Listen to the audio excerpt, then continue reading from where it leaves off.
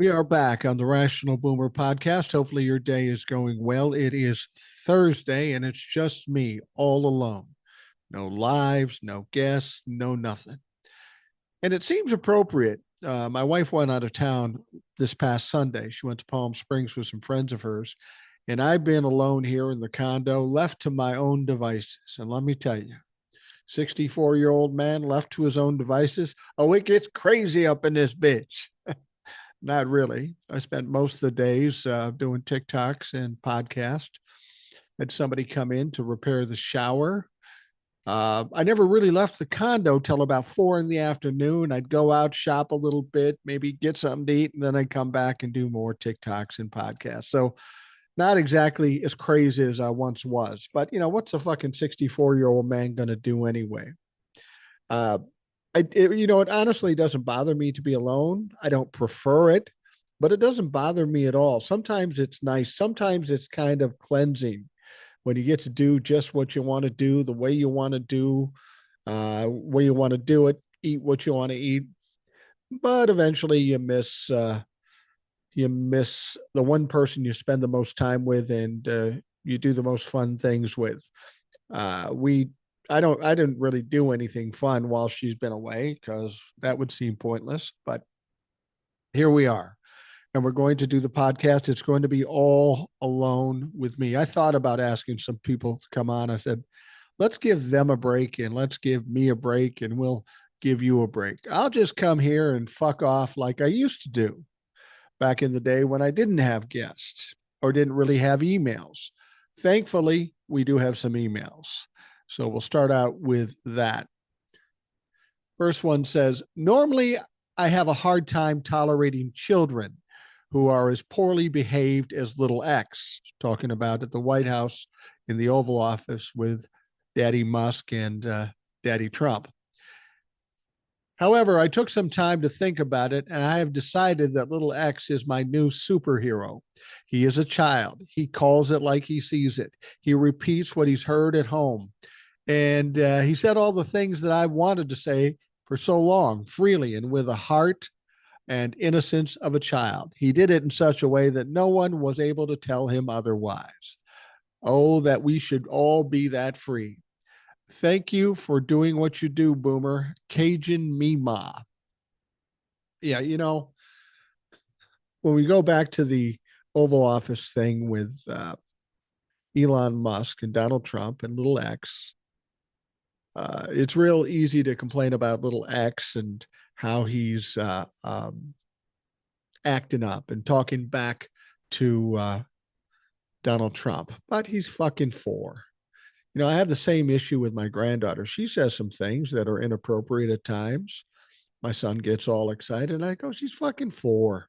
All 4-year-olds do this. It's just interesting in that particular meeting, he said the things he did the way he said them. Clearly, he was coached on that, or at least heard what was going on. And Donald Trump just sat there like a little bitch. I found that very interesting. And that kind of ties into another meeting that was held yesterday, interview, I should say, with Sean Hannity on Fox News. Donald Trump was there, and his emotional douchebag, Elon Musk, was there. Now, it was interesting that everywhere Donald Trump goes, Elon Musk is standing close behind. It's like he's literally pulling some strings, like he's literally the puppet master to Donald Trump. And it's interesting that Donald Trump allows this to happen. At some point down the road, someday we will know what this dynamic, this paradigm is. We don't know what it is now. Does Elon have something over on him? Is Donald Trump not in the best health? I don't know what it is, but it's all very interesting.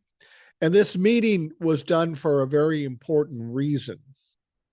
Donald Trump doesn't like the way things are being perceived by people. First of all, he did the meeting in the Oval Office with him sitting at the Resolute chair, basically to show people, oh, see, Elon doesn't sit there. I sit here. That didn't work out too well. He looked weak as a motherfucker then. But in this particular meeting yesterday, it was because there's some blowback. in some of the things that Elon Musk is doing. He's going around from department to department, breaking in, fucking with the computers, firing people, cutting funding, that sort of things. And a lot of people have stood up and said, listen, man, Elon Musk goes into these places and does all these things and is alleged to save us billions of dollars. But doesn't Elon have some contracts? Doesn't he have some contracts? Can we trust him with his very own contracts in there that he'll somehow um, miss his contracts, not look into his contracts, or do some things to help his contracts? Well, clearly this hit home with Donald Trump because Donald Trump wanted to have this meeting, and they discussed that very topic. And you'll be happy to know that Donald Trump and Elon Musk assured us that if Elon was to come across anything tied to his contracts, he'd recuse himself. All we have to do is believe Elon Musk and Donald Trump. One's a pathological liar. The other one's probably a pathological liar. We just don't know him as well. But that's what their answer to the problem is. Here we are. We're happy. We're smart. We're nice people. And you just have to trust us. Well, the 8 years we've been dealing with Donald Trump with regards to politics, we haven't been able to trust him once. He is a pathological liar. He lies tens of thousands of times every year. And he thinks this is going to fix it. Well, Donald Trump had a problem with this particular meeting because once again, it made him look weak. Elon Musk always took the lead. Donald Trump kind of hunched over there looking like a piece of shit. And this is what I say about Donald Trump. He always has these great plans, these great strategies, but somehow they never really fucking pan out. And this is bothering Donald Trump clearly, but it didn't pan out. But trust Elon Musk. He wouldn't do anything untoward. He's going to recuse himself if he comes across any of these situations that involve his companies. Probably going to recuse himself, much like Clarence Thomas does in the Supreme Court when somebody he's getting paid off by shows up on the docket. It's amazing to me that all of us can see what's happening here, but there are groups of the cult that will buy anything these clowns sell them. Eventually, it's got to break down. Eventually, it's got to end. You know, I get a lot of people coming to my comments and they will say to me, Mike, I like you. I like what you have to say. But you keep saying that Donald Trump is going to crash and burn at some point, and it hasn't happened.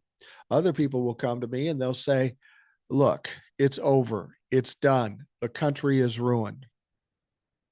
And it's those comments that I get that make me the angriest. Here's the deal. I've known a lot of people like Donald Trump, my father. There have been people like Joe McCarthy or Hitler or Stalin or Mussolini. All of these people were evil motherfuckers. They seemed to have the world by the tail for a long time. But what's the common thread here? They all crashed and burned. Donald Trump is among that type of people, and he will crash and burn. I'll acknowledge this, that he's lasted longer. This whole thing has lasted longer than I expect. But ultimately, he's going to crash and burn. There's no question about it. And for these people to come to me and say, it's never going to happen, the sky is falling, the world is done, I have this to say to you. You're pussy ass bitches. If that's your attitude, what you got to do is pick your plate up and go sit at the children's table because you're not doing us any good. This will come to an end at some point. We will come out the other side. But if you've already given up, you are of no use to us. So again, sit with the kids, shut your fucking mouth, and let the adults deal with this. Anyway, the next email that says, hi, Boomer. I listened to you on YouTube under the name Share. Not that Share. I don't think it is. I appreciate your content and echo the sentiments of many who say you help me stay calm. I would like to know if you've heard about the national economic blackout scheduled for February 28th. I have found a few articles, but I don't know what its origin is. I will definitely take part, but I would like to know more. If it's something, maybe you might spread the word since you have a microphone. Keep giving the trouble of fucks hell. Thanks, Cher. I have kind of heard about this. I don't know much about it, but I tell you what I will do, Cher. I will look into it. I will try to get the facts and information and see if there's any validity to it and if it's even a reasonable possibility. I think anything we can do is a plus. And if there's a day where we can count on people to actually participate and have a national economic blackout day, that would send an interesting motherfucking message. So I'm all in. You know, it got me thinking of another idea too. I uh, I like to think of myself as an idea guy. And when I say that, I'm not patting myself on the back. It's kind of a reveal of an OCD or a quirk that I have. And I think I got this quirk because of my father, who was a narcissist and very difficult to deal with.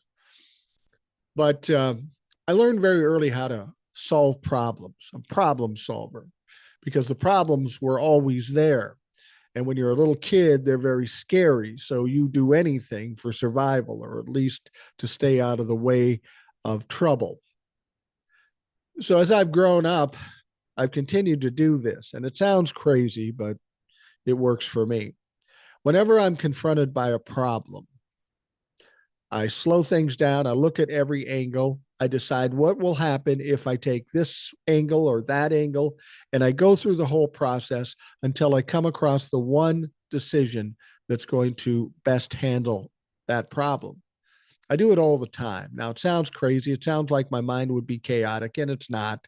I've done it for so long, it's pretty automatic, and I can compartmentalize things. So that's going on one spot, and I'm dealing with the other stuff that I normally have to deal with. But I was thinking about the problem we have with the Donald Trump, Elon Musk raiding the government problem. How do we deal with this? Now, if you come online or watch anybody on TV, they'll say all the same things. They'll say, write letters, send emails, make phone calls, go out on the street and protest. And that's all good advice. And that's stuff we should be doing. It's happening. In fact, I heard from Old Soul yesterday. She was going to be on today, but she's on the streets protesting. Of course she is. That's what Old Soul does. Old Soul just doing old soul shit. And I appreciate her passion and her commitment and diligence to this situation. We should all thank her for all the time and effort she puts in. Anyway, as I've told you many times, I'm a lazy bastard. So I like to find easier ways to get things done. Am I going to go out on the streets and protest? I could, but probably not. There's a lot of people that aren't in a position to do it for any number of reasons. But there's a lot of people in this country that feel a certain way about what's going on and will like their voice heard. So in addition to the protesting, the calls, and the emails, I was thinking there's got to be a way to bring people together on the internet. I mean, it's very simple. Everybody has the internet. Anybody can get onto whatever app and do what they have to do.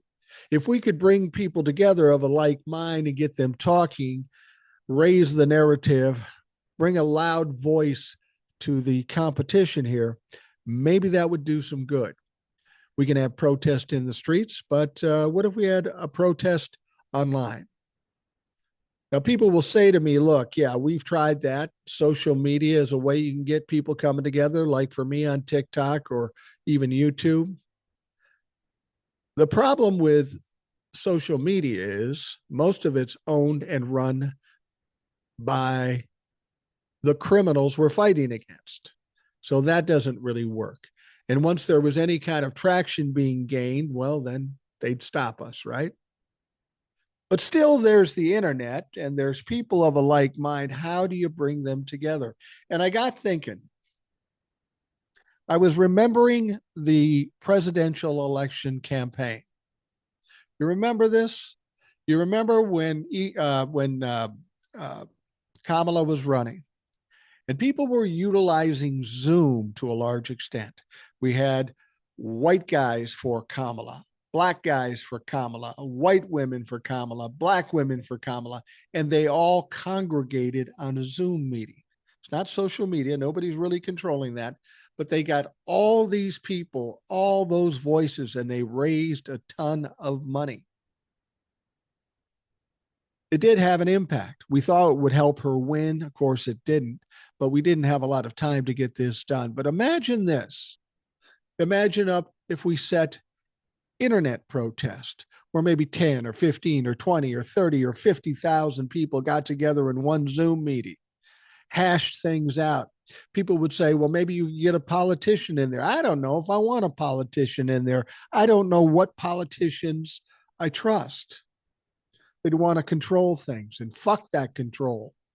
We need a lot of people talking and a lot of people complaining and a lot of people taking action. And what better way to do that than say, hey, just click this link. You're in a Zoom. Let's talk. And let's let everybody talk. You know, I do TikTok lives from time to time, and I watch other people's lives. And what happens largely is they'll sit down. They might have one person in and they'll talk to them, or they'll just sit there and pontificate for an hour. And I mean, I could do that. I could talk forever if I need to. I think you guys know that. But for me, in this particular effort, I think it's important we hear from as many voices as possible. So when I do the TikTok lives, I have some of the regulars on and they talk. Then I bring people from the audience and they get a chance to talk. And I'm truly amazed by how smart these people are. They make me look good in the process. And I always like that. So anyway, my point is we need people to feel like they have a voice. We need people to be able to talk, and we need to do it continually. And we don't need to get permits and all that kind of stuff. All we have to do is create protest on the internet using Zoom or something similar to that. Now, I don't know if that's a good idea. In my mind, it sounds like a good idea. That's why I kind of put it out here to see what you guys think. Is it a good idea? Is it something that would work? Is it something that would be effective? Now, the last thing I'll tell you about that is that I'm not the guy to organize something like this.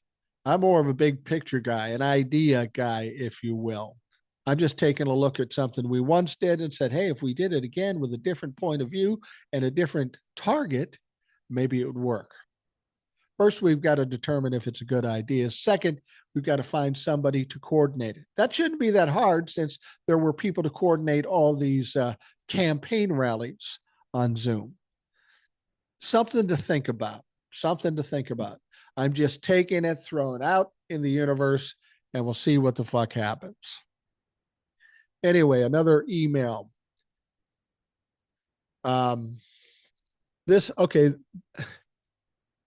is in response. They don't give the whole picture here. Donald Trump made a quote that said, for he who saves the country can do nothing illegal. And Chris here adds something to that. He says, this identical remark was apparently made by the mass shooter now in a Norway jail for killing many young people on the island off Oslo a few years ago. And apparently it is a Napoleon quote, but that's interesting that a serial killer would do that.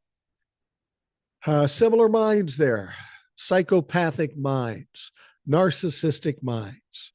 I'm the greatest and you can't touch me.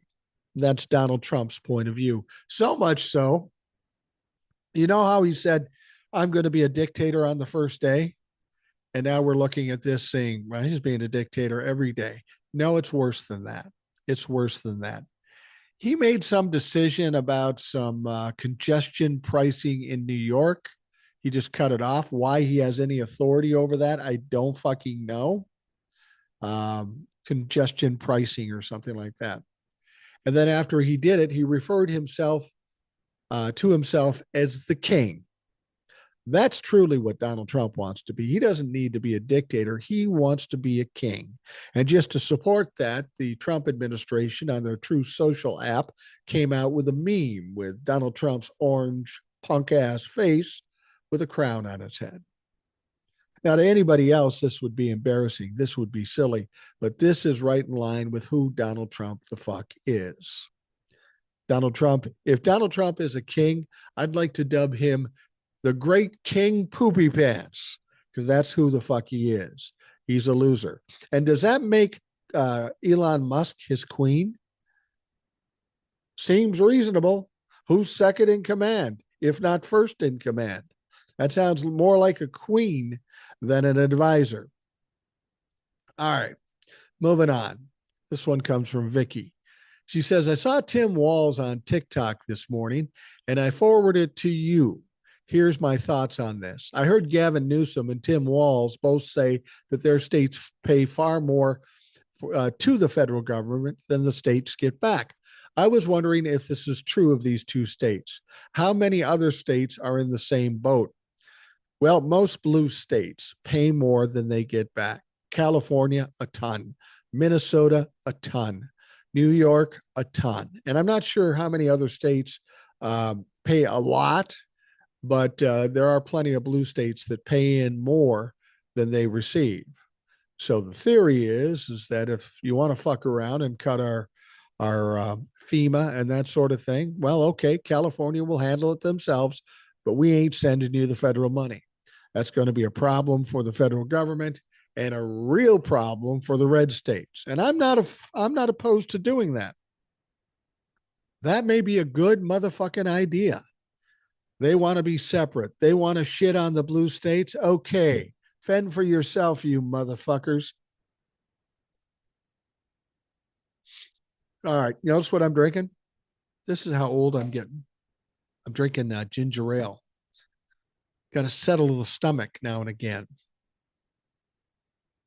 All right, next up, Saudi Arabia, Russia, and the United States are convening to discuss the war in Ukraine without that country's participation. Yeah, that's been going on.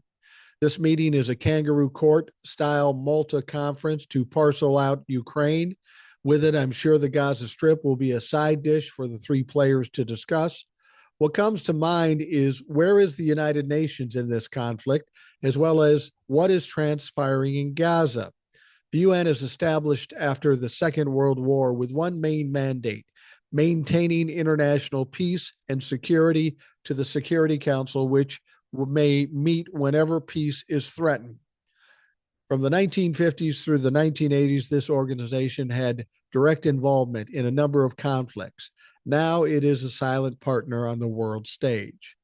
In my honest opinion, this organization now is a comfy place for the diplomatic corps worldwide to slough off and navel gaze. Thanks, Paul. Well, you're absolutely right about that. I hadn't thought about the United Nations. That's an interesting point. They should be dipping into this thing and talking about it. Yeah, I did a TikTok earlier about Donald Trump and these peace talks that he's having with Vladimir Putin, and not including Volodymyr Zelensky from Ukraine. That seems weird. But it's not that strange when you understand that Donald Trump favors one side in this mediation, if you will. He wants to be a mediator. He's not. He's siding with Vladimir Putin and Russia, as he does. And the thing about it is he can't be a mediator if he's siding with one of the sides. It's going to have to be somebody from China or Europe or that sort of thing. So that's not going to happen. But it was interesting to watch what's going on and how it's going down and why the United Nations may not want to step in, because Donald Trump is playing his old games. He's trying to be a fucking bully. He's trying to push these people. First of all, he says that Ukraine was responsible for Russia invading them. Well, that's just batshit crazy. But it sounded familiar to me. You know what I mean? We invaded you, but it was your fault. It reminds me of other scenarios that Republicans find themselves in when they sexually assault women and they get caught sexually assaulting a woman. What do they say?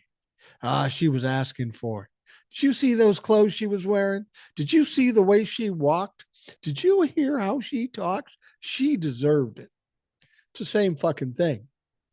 And it's not going to work in this situation. And then Donald Trump goes out and says that Zelensky is a dictator.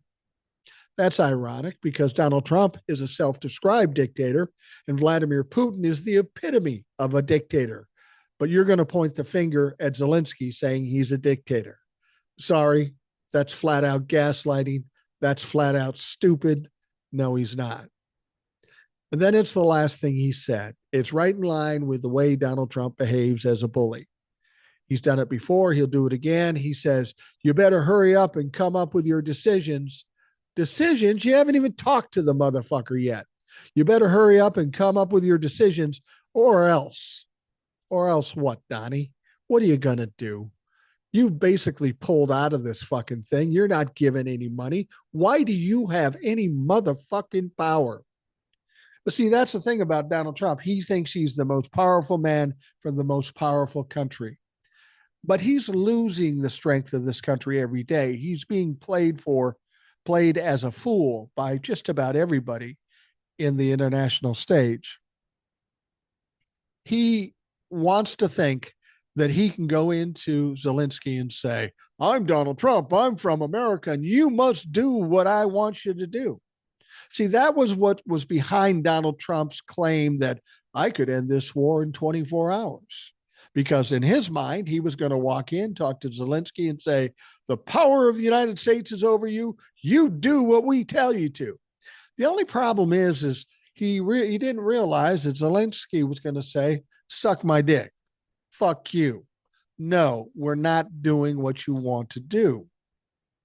Because Russia, there was talk that Russia did really want to come to some decision and a ceasefire. That's what was being said, but then we find out that's not the case. They aren't looking for a ceasefire. They aren't leaving until they get some or all of Ukraine. And Zelensky just isn't going to have it.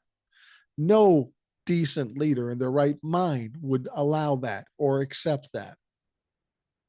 So Donald Trump thinks, okay, I'll cut off the money and then we'll just freeze them out or starve them out or whatever the fuck they're going to do. The problem is then Europe, the EU, steps up and they say we're going to ramp up the money to Ukraine. And some people might say, well, look, yeah, but that's not as much as the United States would give them. Hold on a minute. The European countries give Ukraine more money than America. Yes, Ukraine could use the money. They need the money, but it still can be done without Donald Trump. And Zelensky and the Ukrainians aren't going to give up and hand over property, especially the way things have gone. Now, I'm guessing Vladimir Putin does want to end this war because he's lost literally 100,000 of his troops, all kinds of military equipment, even some ground in some cases. He wants it over, but he's like Donald Trump. He can't say he lost. He can't say I give. He can't say I was wrong. He's got to double and triple down until he kills himself. Sooner the better. So this is where we're at in Ukraine. Donald Trump thought he was all powerful and he'd be able to straighten this out quickly, but that's not going to happen. Vladimir Putin's not going to move from his point of view. And besides, Donald Trump is his best buddy. He wants to help him, but neither is Zelensky. And with the help of the EU, the fight will continue. Now, in terms of Gaza, that's another whole situation. He used that same kind of tactic on Hamas. Remember what he said to Hamas? You better release those hostages by Saturday or else. Or else what, Donnie? Because, that's a week, 2 weeks ago. They haven't released all the hostages. And you didn't do jack shit, you pussy ass bitch. You're a lot of talk, no action. You're buddying up to Vladimir Putin because you think you're friends. Vladimir Putin has made you his bitch. You buddy up to Elon Musk because you think you're buddies. But Elon Musk has made you his bitch. Even Elon Musk's kid made you his bitch. The weakest motherfucker to ever sit in the Oval Office is without a doubt Donald Trump. And he proves it to us every day. And he's so delusional, so oblivious, he doesn't even fucking realize it. He doesn't realize when he's getting played. He doesn't realize when he looks stupid. You know, it's funny. We heard about Elon Musk being in the Pentagon and looking for waste in the Defense Department. Here's what's interesting about that. Elon Musk could find a shitload of waste in the Defense Department. They got a budget of $1 trillion a year. They can't pass an audit. And there have been times when they lose $100 billion and people go, I don't know what happened. That's fuck. I don't know. So there's plenty of waste to be found in the Defense Department. Unfortunately, what Elon Musk is doing is going in there and looking to fire people he feels are inconsequential or maybe too woke, maybe too fucking woke. He's going to fire some generals, some flag officers, and some other people, maybe administrators, maybe supervisors, and that sort of stuff. He thinks he's going to save a bunch of money by getting rid of these people. Let me explain something to you. With the Defense Department, if you've got $1 trillion budget, your payroll, no matter how many fucking people it is just a small sliver of the money going through that place. The real waste is in paying contractors shit that you're never going to use, paying contractors for stuff that fails, paying contractors a lot of money. The military industrial complex. You know what's ironic about that? In that military industrial complex is an interesting contractor, Elon Musk himself. You think Elon's checking into his own contracts to make sure they're up to par? Goes back to what I said before. If they talk about Elon's contracts, he'll just recuse himself. Yeah, sure, motherfucker. You'll cancel one and then add it to yours. You're a criminal. You're a thief. Elon Musk was known to be head of Doge, but just the other day, Donald Trump said, oh, no, he's not head of Doge. No, wait a minute. When Doge became known, Donald Trump very specifically said that Elon Musk and Vivek Ramaswamy would be running Doge. That's what he said. Then Vivek Ramaswamy got kicked to the curb, and it was just Elon Musk. Then Elon Musk starts breaking into departments, including Social Security, which was probably a mistake because what he did there is highly illegal. I mean, really fucking illegal. Maybe not while Donald Trump is president, but once he cacks over choking on a Big Mac or something like that, Elon's in a world of motherfucking hurt. So in order to try to protect Elon, give some acceptable deniability, they said, oh, no, he's not with Doge. He's a special advisor. Doesn't matter, Donnie, whether he was in charge of Doge or not. He was with them when they went in there. You're not protecting him. It's not going to work. This is what's going to happen. Donald Trump will not be president forever. It may be shorter than we can possibly imagine. And when that all comes crumbling down, there's Elon going to be standing there. And for what he did looking into Social Security, some serious things can happen.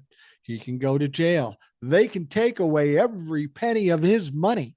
They can deport the motherfucker. They can do whatever they want. And trust me, when a Democrat or somebody of a reasonable mind gets in there and sees the things you've done, because much of it we won't understand until years down the road, Elon's going to pay a price.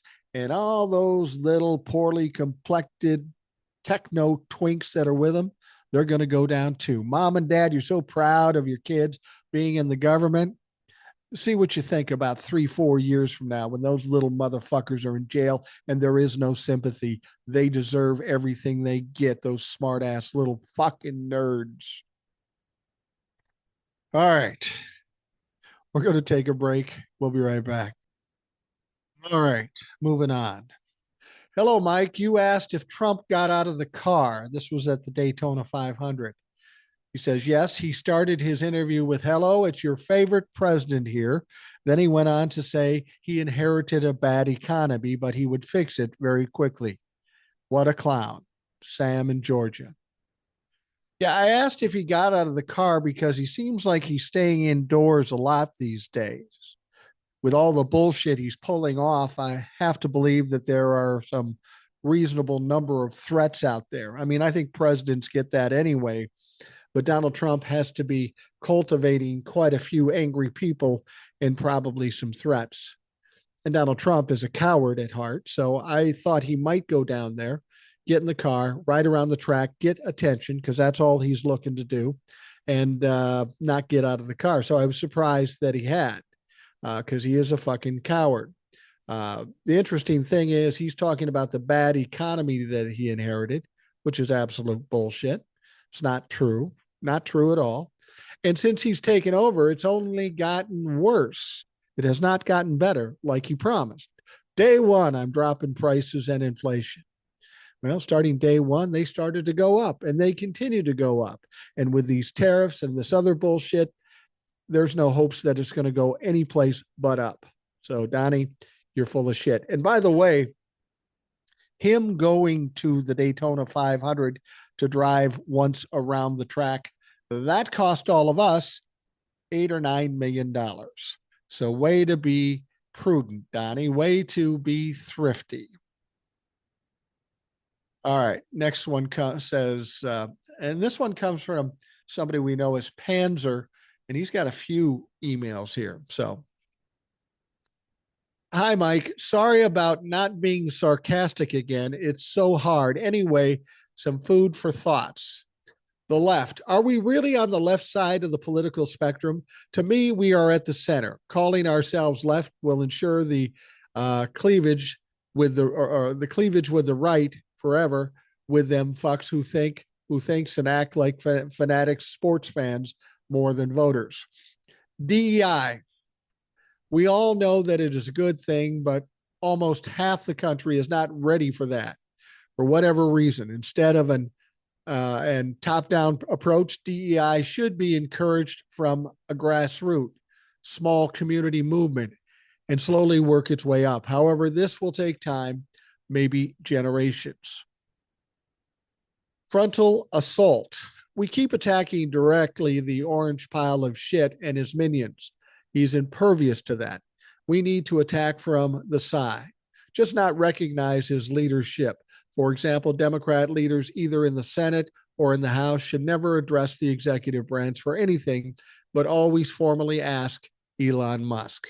I like that. In fact, Jim Acosta, who recently left CNN because they tried to demote him, he says, at this point, the media should just flat out ignore him. And he has a good point there. The media will never do that because they're gutless and all they care about is the bottom line. But Donald Trump thrives on attention. If nobody cares about him, if he's inconsequential, if nobody's giving him any press, that would freak him the fuck out. All right. Outside the box thinking. We are at the stage where we are pushing back in a very traditional way. Using the courts and protests, gathering is so old school and not adapted to this situation. I think we need to use fake news and disinformation towards QAnon, for example. Young Democrat social media wizards could slowly implement meme ideas that Q is turning around on Trump. If you come up with a good, simple counter conspiracy story, they should swallow it. And you know what? And he says more in the upcoming weeks, Panzer. Well, that's an interesting point. Thinking outside the box. First and foremost, if the Republicans want the end of rule of law, if they don't want to follow the law, why the fuck should we? Why should we follow the law? Let's use every dirty trick in the book. Every dirty trick that the Republicans use, we should be using. And I like the idea of fucking with their heads a little bit, creating conspiracy theories, play along the same guidelines they played for 8 years. I like that idea, Panzer. That's a good suggestion.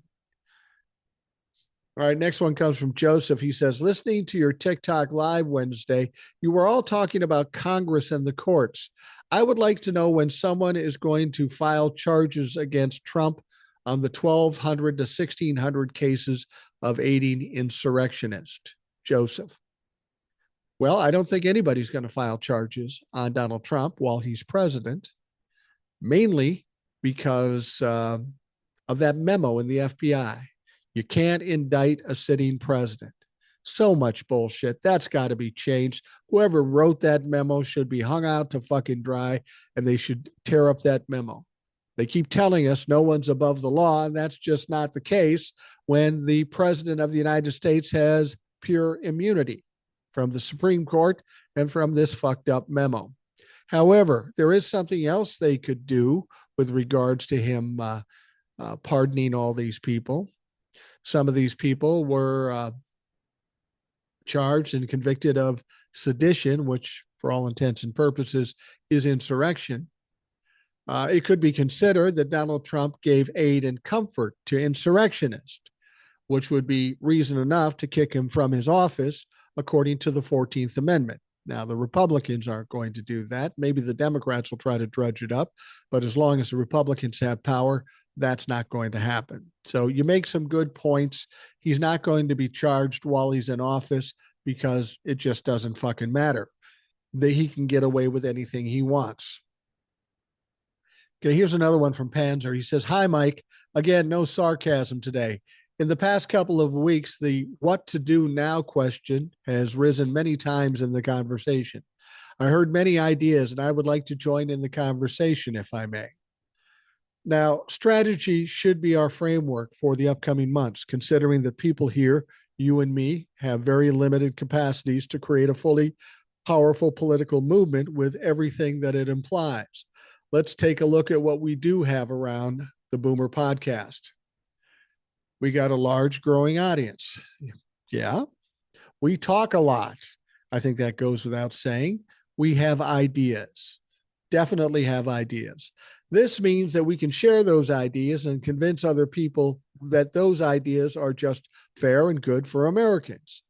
But if it's just rambling, ranting, and unorganized, it's prompt to little effect.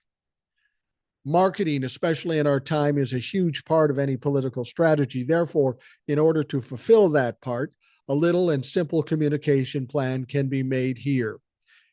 Here's how it goes.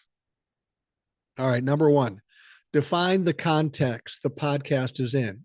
I just did it above. Two, what is our objective? Many options here like make Trump look bad, Republicans' policies are bad for the people, and so forth. Number three, come up with a powerful message that reflects the objective. Four, make the message very easy to understand, catchy and short. Five, repeat, repeat, repeat in one voice. And I think Panzer makes some great points here. We're dealing with simple-minded people, the vast majority apparently in the electorate. So we've got to keep our communications at that level. We can dazzle them with facts and figures, but that apparently doesn't work. Maybe just simply calling Donald Trump Captain Shitpants. Maybe that works. Name calling. I know I get called out from time to time. You lower yourself to name calling? Yeah, motherfucker, you have no idea how low I can go. I have no shame, especially when it comes to calling out Donald Trump.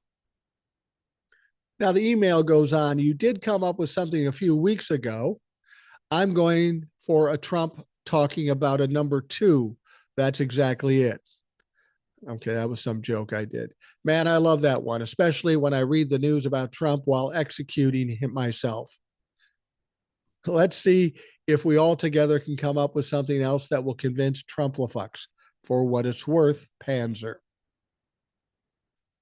Thank you, Panzer. I think you've given some good advice for the crazy, sarcastic shit that you normally provide. I'm impressed with what you came up here. Maybe you should come on the show sometime and say it in your words. Something to think about. All you have to do, send me an email at rationalboomer@gmail.com. We got all kinds of guests that come on. They come on the lives. You're welcome to do it. I think it would be interesting to hear from you. All right, the next one says, "Hey, Boomer and the rest of the gang. I just want to say how much I appreciate the TikToks, the YouTube lives, and podcasts in general. I learned so much from all the guests, and they all seem to bring a different perspective and different chunk of knowledge. I'm very emotional about this whole Trump situation. I come from a place of empathy and outrage, but it helps so much to have factual information to back it up. Knowledge is power. Racism is wrong. Sexism is wrong. Misogyny is wrong. Hoarding wealth while others starve is wrong. Withholding health care to people in need is wrong. Shipping people out of the only country they've known is wrong. I don't know how the MAGA assholes and the morons in Congress and the Senate that surround the idiots sleep at night. I work in home health. I see people cut off from our services because insurance says they should be better. They get sent home from hospitals too early because it makes more money for the hospital if they kick them out sooner. We are on this planet for such a short time. It baffles me that people can't just be kind and help each other out. I feel a kindred soul in Will because he gets really fired up, and that's the way I feel at some point each day and every day. I wish I had enough knowledge to come on live, but wouldn't have much to add other than I want to scream at all these people that don't see the government collapsing in front of our eyes. I'm willing to fight and won't give up. Thanks for giving me or keeping me well informed. Deb. Well, thank you, Deb. And that's one of the roles I found myself playing, and Will and Eric and TJ and everybody else fills that role too. There are people who want to say things, people who have things on their mind. They either don't feel comfortable, they don't have the platform, or they have pressures from around them to not say it. So if people like me and Will and other folks out here, Eric, if we can say the things you're thinking and say it loud and shove it in people's faces, and that's helpful to you, well, I'm honored to be able to do that. All right, the next one, the last one from Panzer. He says, "Hi, Mike. No sarcasm today about Canada becoming the 51st state.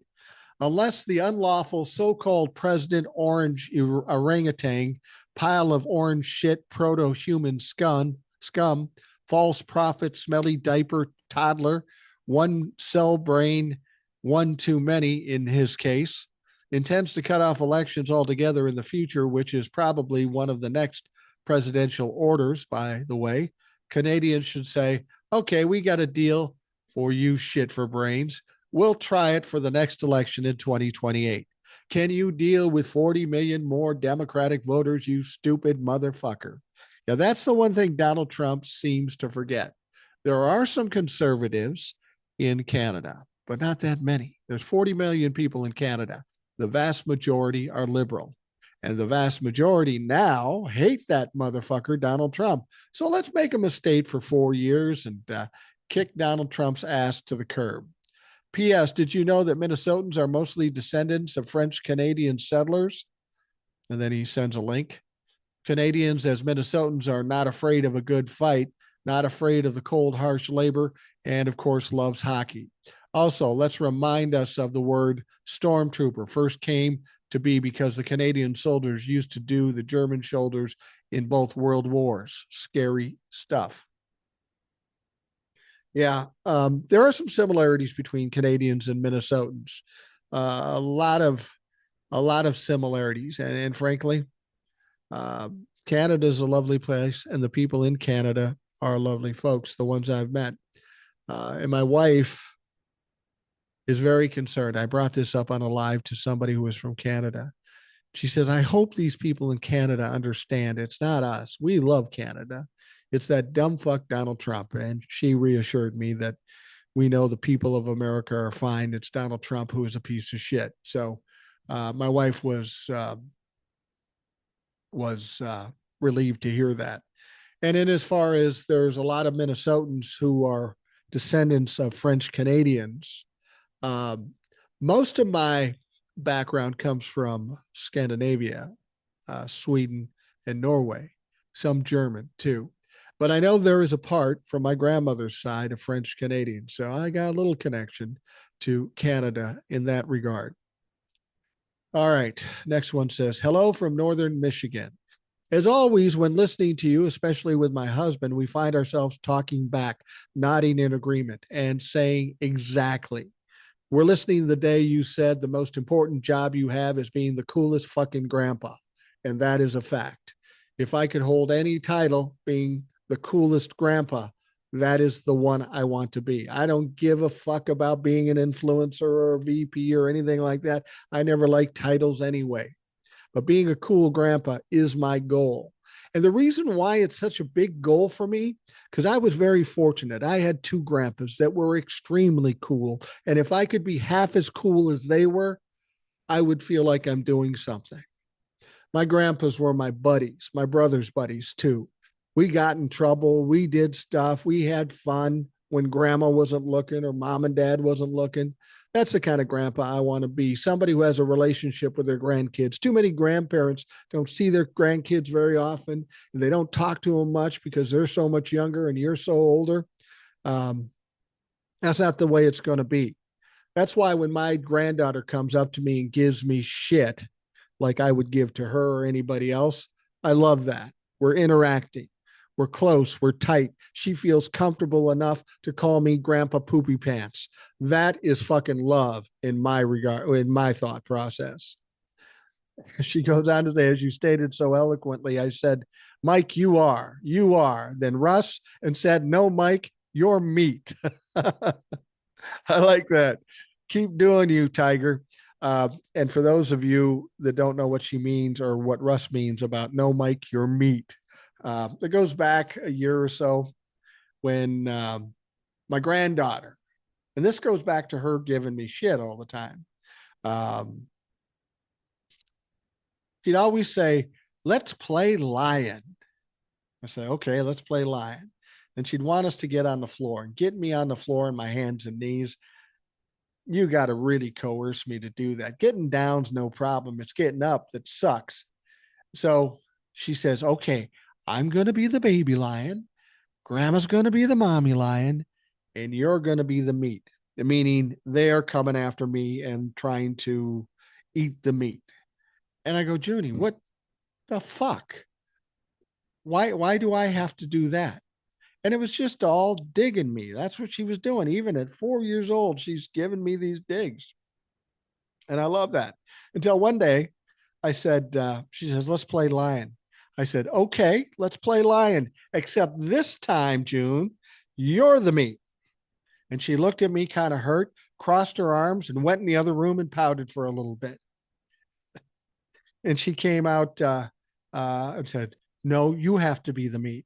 I go, no, I've been the meat every time. It's time to switch things up. And shortly after that, we quit playing lion. So we got that going for us. Anyway, the email wraps up with adoration and my husband's never skipping a beat humor. Happy Love Day. Russ and Kate, no doubt they sent that on Valentine's Day. All right, the next one says, Dear Mike, as an American citizen living in England, I suggest that the most compelling way to pronounce Doge should be the Dodgy department. Perhaps you will recall the Dodgy dossier as quipped by MAGAs. That was cited as part of the first impeachment of Trump. That was the Steele report, which included a number of unsubstantial rumors, but also some highly concerning facts about Trump's direct and indirect encouragement of Mr. Putin to assist in defeating Hillary Clinton in 2016. Yeah, they always said that was a hoax, said it was all a lie. But they also said the Mueller report was a lie and totally exonerated Donald Trump. What Donald Trump fails to remember is that there were at least 10 occasions in the Mueller report that said he obstructed justice. He said he was exonerated because he wasn't indicted, but we know he wasn't indicted because of that fucking memo I mentioned earlier. So he was not exonerated in the Mueller report. And regardless of whether he says the Steele report was real or not real, I don't believe a fucking word he says. I'm guessing everything in that report was probably true. Goes on to say in British English, dodgy means dishonest and of a questionable intent. That's what it means here, too. The Dodgy department is up there with Tesla's swastikars as compelling beatdown of Magaland. And I will say this about the British. When it comes to kicking somebody's ass or taking them down, they are pretty good at it. I listen to Ricky Gervais and some other British comics that say some shit, and I go, motherfucker, I like that. That's right to the edge and a little bit over. Goes on to say, I'd like the Dodgy dialect, but Doggy dialect, but think that Dodgy department full of muskrats hits home with more well-deserved vitriol. Either way, Mike, keep us sane but angry. Cheers, Chris from London. Well, thank you, Chris. I appreciate that immensely. Um, it's always good to hear from folks across the seas. You have to wonder what people think about what's going on over here. And frankly, at best, it's a fucking embarrassment. I mean, just the silliness that we have to deal with every fucking day is absolutely crazy. I mean, the stupid things that Donald Trump does. Anybody else, they would be embarrassed to tears, but Donald Trump is too stupid and too delusional um, um, that he doesn't get it. Now, you remember when Donald Trump says, we're not going to cut Medicare, we're not going to cut Medicaid, we're not going to do that. Oh, I would never do that. Well, once again, he lied to you. President Donald Trump has finally picked a side in the standoff between the House and the Senate Republicans over how to best enact his agenda. House Republicans want to pass one big bill, while Senate Republicans, led by the budget chair, Lindsey Graham, have been laying the groundwork for two or more bills. And that's typically the way it would go. If they're trying to shove a bunch of stuff through, they're not going to put it on one bill because it has more chance to fail. And Lindsey Graham is smart enough to try that. I don't know that his shit is going to pass anyway. But Donald Trump says, no, we want the whole kit and caboodle in one fucking bill, which is stupid on Donald Trump's part, but we'd expect that. Now, after having hemmed and hawed from the sidelines, Trump announced in a social media post Wednesday he favors the House approach, which would combine border security, military funding, and a sweeping package of tax cuts, partially offset with spending cuts, including to Medicaid, a program Trump suggested this week he wouldn't touch. Now, either this fucker doesn't have a memory or he just flat out lies. And it could be either one of those things because he's losing it. The motherfucker is diminishing. The House and Senate are doing a spectacular job of working together as one unified and unbeatable team, Trump wrote. That how come they have two different fucking plans? However, unlike the Lindsey Graham version of the very important legislation currently being discussed, the House resolution implements my full American First agenda, everything, not just parts of it. Now, see, Donnie, that's the thing. What you're asking for is absolutely ridiculous and has no capability of passing. But Donnie needs immediate gratification. He wants it all right now because he's powerful, because he's Donald motherfucking Trump. Well, Donnie, I'd rather have you have it all in one big bill because then there's no way it's going to pass. The whole idea of putting it in separate bills is to get a little bit at a time. Got to have a little patience, Donnie. Maybe take some more of that Adderall so you can focus and take your time. But he won't do that. He's going to make the House push it through or try to push it through, and it won't because there's plenty of Republicans that won't vote for that shit. You don't think Republicans have constituents that are on Medicaid and that they aren't going to scream their ass off and not reelect this motherfucker? Of course not. That's stupid. That's ridiculous. Then I'm hearing that there are some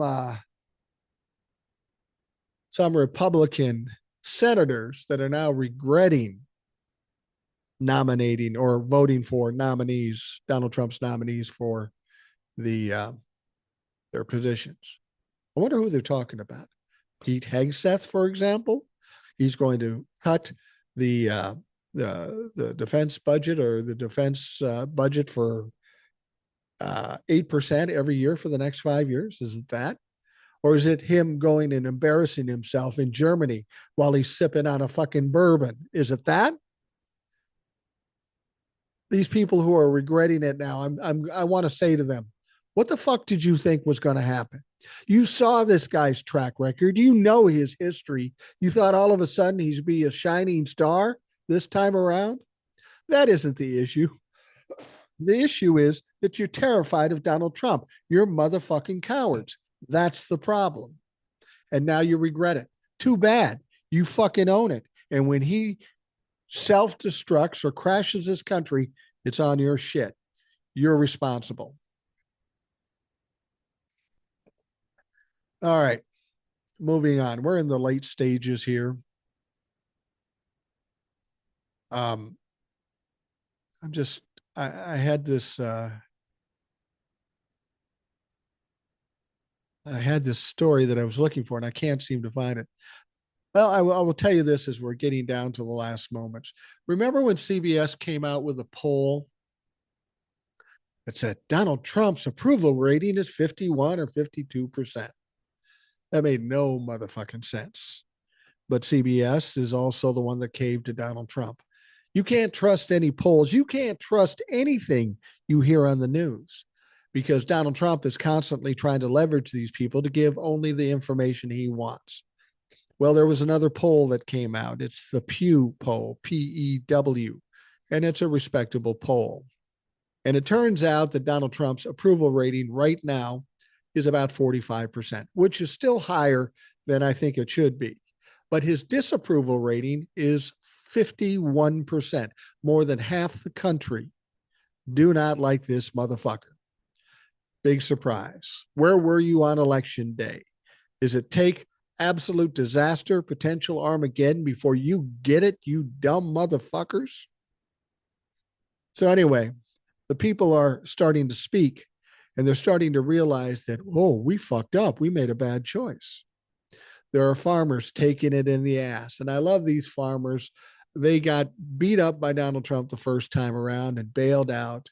And they were stupid enough to vote for him again, maybe presuming that he would bail them out again. But I don't think Donald Trump will bail them or anybody else out because he's nothing to gain. He's transactional. He needed their votes in the first term. He doesn't need them now. Why give the farmers another $58 billion when he can put it in his motherfucking pocket? Or better yet, in Elon's pocket. That's what we have to consider here. It's absolutely ridiculous that people are now waking up and saying, oh, we fucked up. We made a wrong choice. No shit. No shit. It's absolutely ridiculous. Now, when Elon Musk went into the Social Security, he came out with a discovery. Turned out he was stupid. He was wrong. He didn't know what the fuck was going on. Donald Trump baselessly claimed that people born during the Civil War and even before have been receiving Social Security checks, meaning people who are dead for 100 years, they're still getting checks. That's where the waste is. Now, on Sunday, White House advisor Elon Musk claimed his Department of Government Efficiency found that more than 20 million Americans over the age of 100 have been receiving checks from the Social Security Administration. He alleged that figure included people who were born in 1875. The billionaire shared a screenshot of a spreadsheet he said was from the SSA database. Now, speaking at the Conference of Investors in Miami on Wednesday, the president reiterated Musk's baseless claims that Social Security and appeared to add some embellishments of his own, because that's what Donald Trump does. It's not bad enough, it's wrong. Let's make it fucking crazy wrong. He said, but listen to this. 3.6 million people are on Social Security rolls from the age of 110 to 119. Do you really think there are that many? Those people are seriously old, but it gets worse. 3.47 million people are on Social Security from the age of 120 to 129 years old. 3.9 million are on Social Security from 130 to 139 years old. Trump later added that there are 3.5 million from the age of 140 to 149, on Social Security, and that 1.3 million are on Social Security from age 150 to 159. And over 130,000 people are on Social Security over the age of 160 years old, including 1,039 people. Think of it, over 1,000 people between the ages of 220 and 229, and one person of 240 years old and 249. And the record topper, there is one person on Social Security who's 360 years old, which is approximately 110 years older than our country. Sounds like some pretty damning facts. Now, of course, the crowd cheered because Donald Trump's a dumbass, and it's a whole crowd of dumbasses. Now, several publications have pointed out some of these claims appear to originate from a quirk in the Social Security's database, which uses an old programming language called COBOL.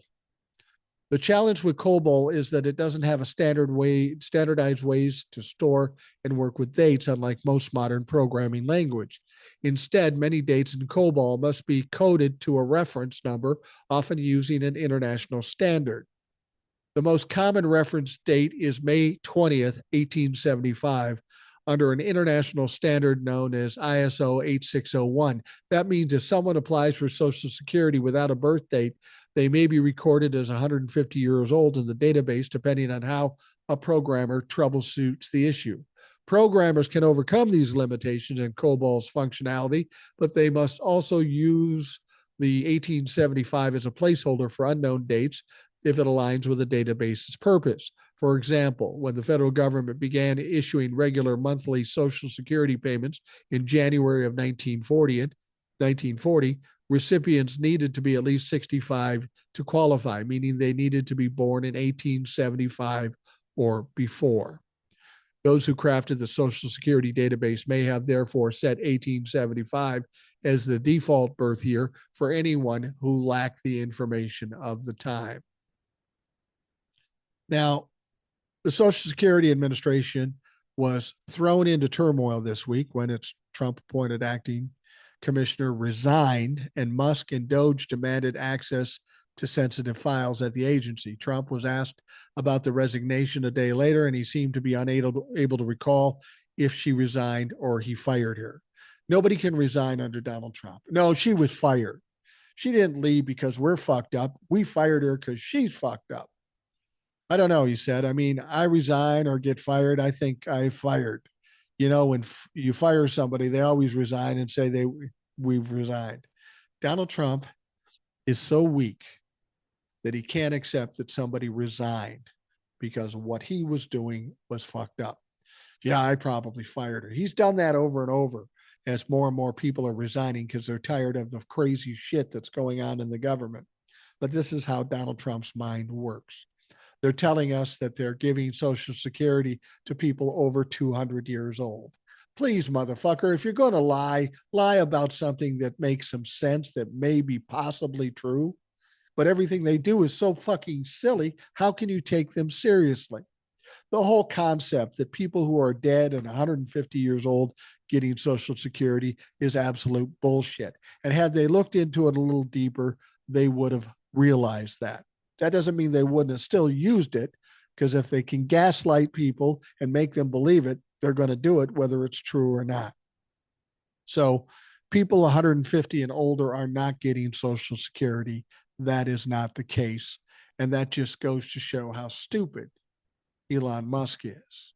Elon Musk goes in, fires a bunch of people in the nuclear regulatory department, and fires a bunch of nuclear safety specialists. And then after he fires them, he goes, oh shit, we need them back. And then he tries to get them back, but since he canceled their email, he has no way to get in touch with them. We are in a risky situation as far as safety with nuclear power, and this dumb fuck just fired him. And you would think once you did that, you may want to think harder about the next time you do something. So what's he do? He goes to another department and fires all the people working on fucking bird flu. And once again, they go, whoopsie, I got to get them back. But same problem there. These people fuck up every time they do something. This is what I told you when Donald Trump took over. He can talk a big game. He can try to do things and he can be destructive, but he will always, always, always fuck up. All right. We are going to wrap up the Rational Boomer podcast. I want to thank you for taking the time to listen. I hope you have a great day, and we'll talk to you again tomorrow.